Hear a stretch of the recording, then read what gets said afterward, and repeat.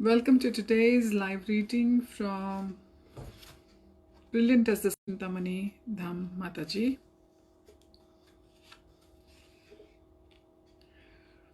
Om Namo Bhagavate Vasudevaya. Om Namo Bhagavate Vasudevaya.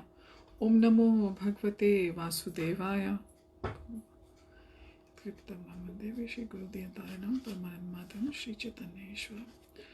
So we are going to begin our reading. So we ended yesterday when Sutta Goswami was telling that the Lord incarnates in two ways, either through spiritual or the material energy, and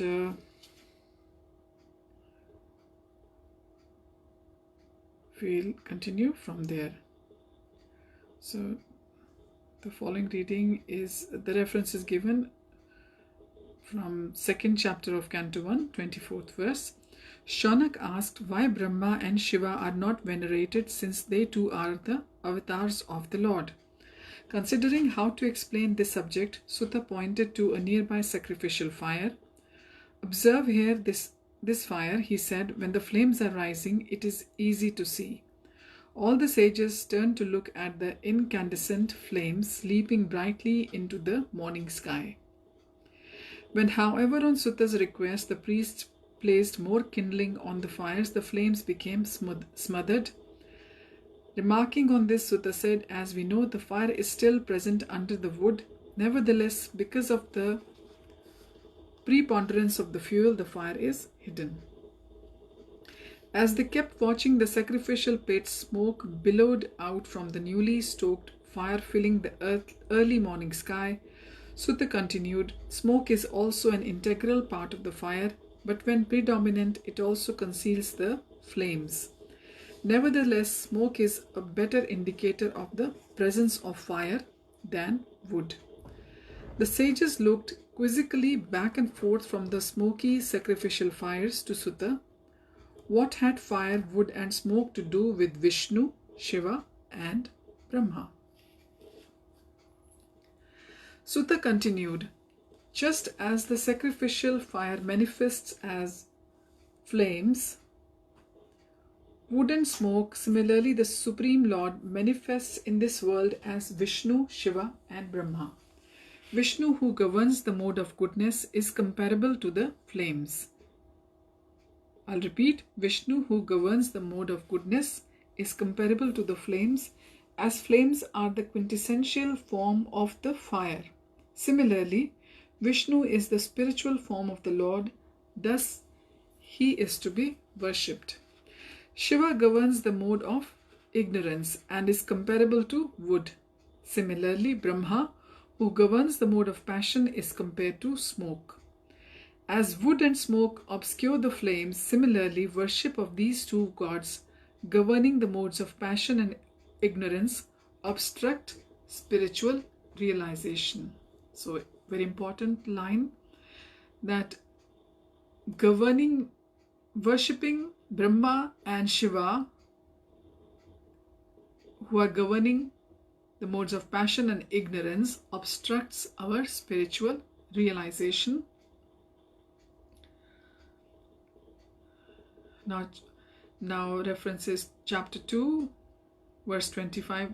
As we all know, this is still Canto 1 continuing. Sutta paused to sip water and collect his thoughts. After a few moments, he continued, for this reason, the great sages of ancient times worshipped Vishnu, who is personified goodness. Anyone who follows their example will, like them, attain liberation from material bondage. In fact, no worship of the administrative gods will produce results unless Vishnu worship is included. Chapter 2, verse 26. Do Krishna's devotees worship their gods? Asked Shaunak. No. Since they are serious about permanently solving the life's problem, they only worship Krishna or his spiritual expansions, including Vishnu. However, they never disrespect the gods, even those who display frightful features such as goddess Kali. So this is a nice definition of Krishna conscious for all of us. Canto 1, chapter 2, verse 27. This is the reference here. Shaunak looked puzzled. Why do the Vedas describe sacrifices to the gods? These are meant for those controlled by passion and ignorance, who think life's aim is to enjoy sex, wealth, power, and family life. It seems then that the Vedas mislead people about life's true goal, said Shaunak. Chapter 2, verses 28 to 29, Sutta replied, less intelligent people do not properly understand the Vedas, which actually teach that sacrifice, duty, meditation, austerity, and cultivating knowledge should all aim to please Krishna. Why should one satisfy Krishna and not the gods? Chapter 2, verses 30 to 31, because Krishna is the root of all existence and all the gods. Krishna is the source of everything. However, unlike the gods, he always remains in his transcendental position, unaffected by matter, even though he creates and maintains it.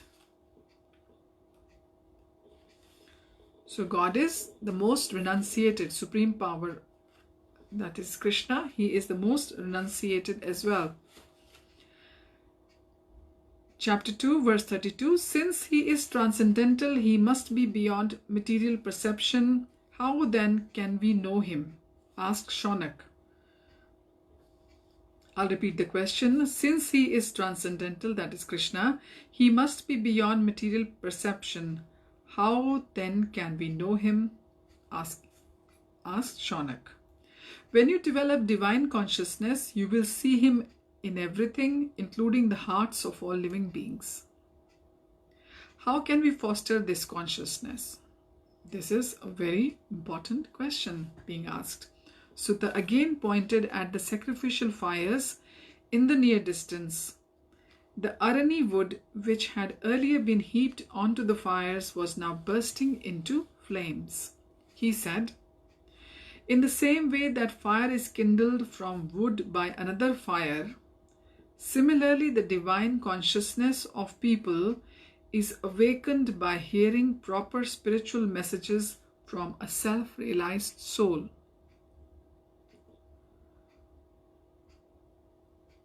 So the divine consciousness is only awakened by hearing from a self-realized source.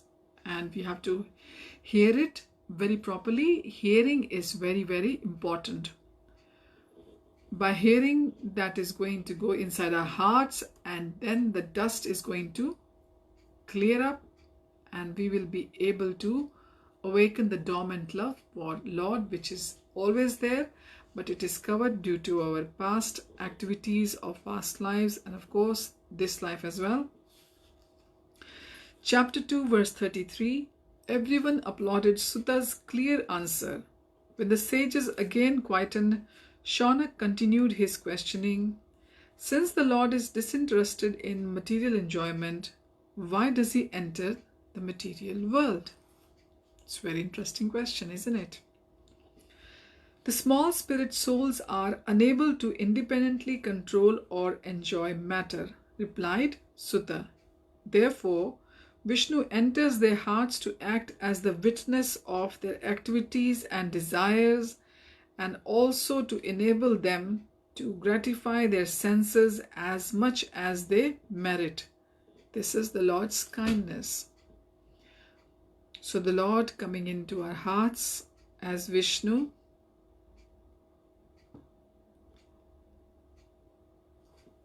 we know it is Kshirodakshayi Vishnu, and it is also called Paramatma. So Lord is the witness of our activities and desires, and also Lord is enabling us to gratify our senses as much as we merit. Now the last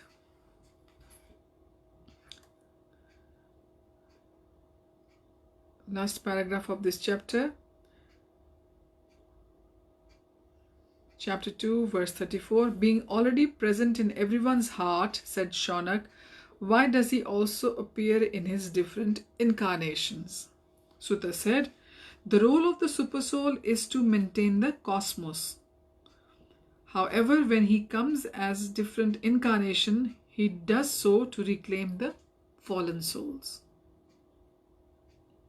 So that is the purpose.